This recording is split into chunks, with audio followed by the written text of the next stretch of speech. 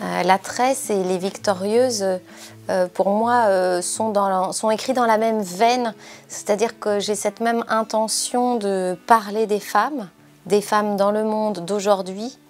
Je pense que l'état d'esprit des deux romans est proche, puisque j'ai envie de montrer les discriminations à l'encontre des femmes, mais de montrer aussi qu'il y a des personnes qui sont là pour lutter contre ces discriminations.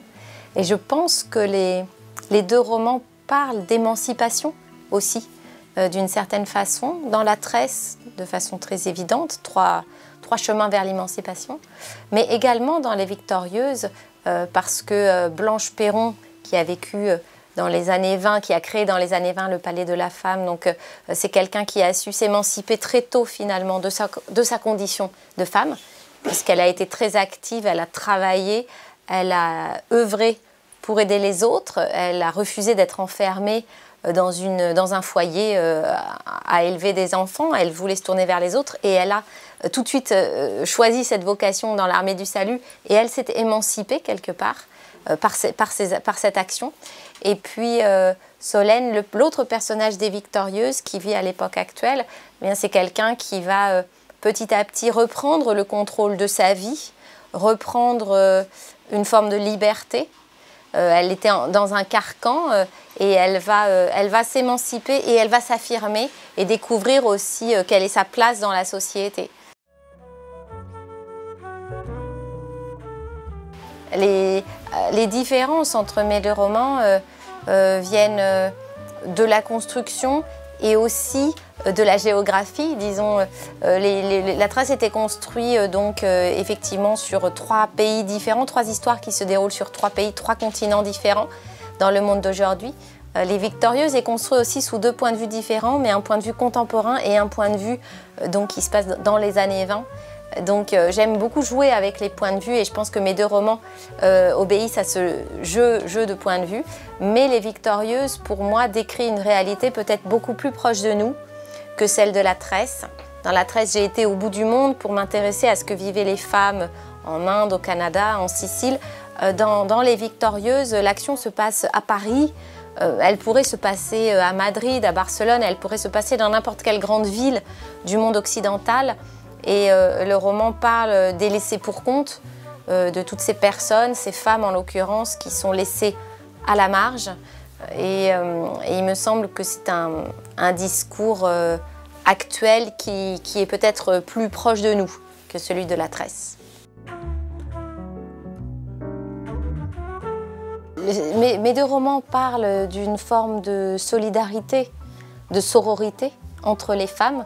C'est vrai que La Tresse c'était un symbole. J'aime beaucoup l'idée que le cheveu est un élément extrêmement résistant. J'ai voulu en faire le symbole de la résistance des femmes face à l'adversité, face au malheur.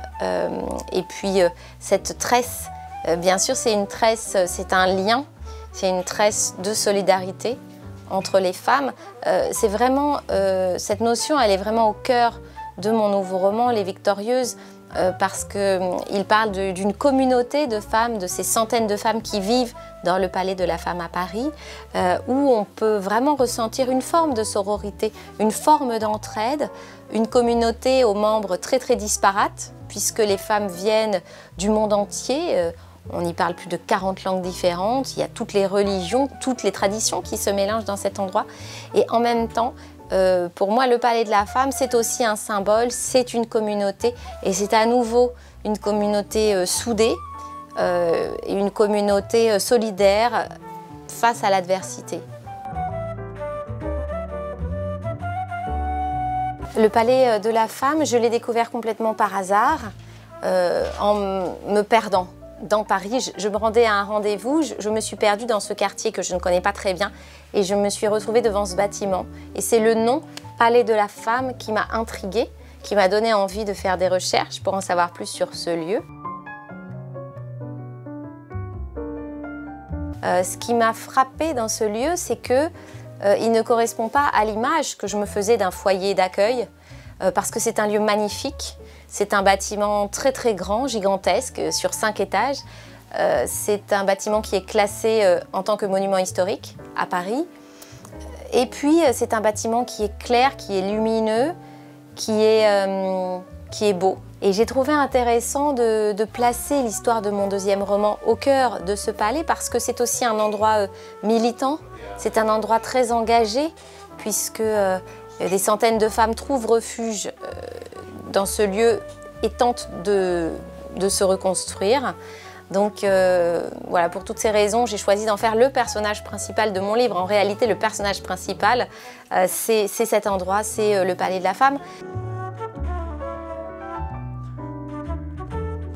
Oui, je suis très heureuse de pouvoir présenter également l'album tiré de la tresse, tiré de l'histoire indienne de la tresse. Ça, c'est un projet qui me tenait beaucoup à cœur, celui de pouvoir aussi partager avec les enfants l'histoire du roman. Moi, j'ai une petite fille et ma fille me demandait souvent de lui raconter l'histoire de mon livre et j'ai pensé qu'il serait intéressant d'écrire un album. Donc, c'est moi qui ai écrit les textes, donc l'adaptation en album. Et puis, j'ai choisi de travailler avec Clémence Paulet, qui est une illustratrice extrêmement talentueuse. On s'est très bien entendu. J'ai trouvé ça, pour moi, c'était une première fois. Je n'avais jamais écrit d'album et on a travaillé ensemble. Ces images ont enrichi mon texte et je pense que mon texte l'a aussi inspiré. Et donc on a adoré cette expérience et là en ce moment nous sommes en train de travailler maintenant à l'adaptation en album des Victorieuses pour parler aussi aux enfants de l'importance de la solidarité, pour parler des exclus, de ces personnes qu'on croise tous les jours dans la rue et nos enfants voient aussi ces personnes qui tendent la main dans la rue pour leur parler également de l'importance de la solidarité. Donc j'ai aimé ce travail de collaboration avec Clémence et je suis très heureuse de pouvoir renouveler l'expérience.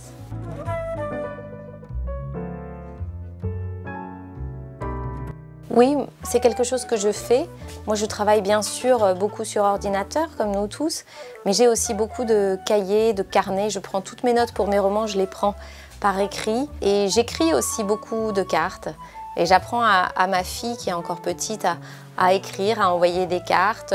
Il y a aussi, dans l'écriture de lettres manuscrites, il y a une proximité, je pense, une humanité qu'il y a peut-être moins dans le fait de taper à l'ordinateur. Donc je suis aussi très attachée à cette dimension-là. Et c'est pour ça que dans ce chapitre des Victorieuses, où le personnage principal, Solène, doit écrire une lettre à un fils de la part d'une maman qui ne sait pas bien lire, bien elle choisit de l'écrire à la main, non pas avec l'ordinateur, parce qu'elle a besoin de cette proximité, elle a besoin de créer ce lien entre la mère et l'enfant, et elle se dit que ce sont des lettres, ces genres de lettres, on les écrit à la main et avec le cœur.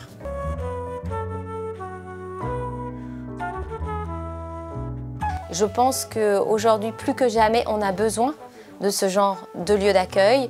Il y a de plus en plus de personnes à la rue. En France, les associations sont inquiètes puisqu'il y a de plus en plus de femmes, notamment avec des enfants petits, qui se retrouvent à la rue. Ça, c'est un phénomène qui est exponentiel ces dernières années. Donc je pense que le Palais est un lieu absolument nécessaire et qu'il en faudrait d'autres, beaucoup d'autres.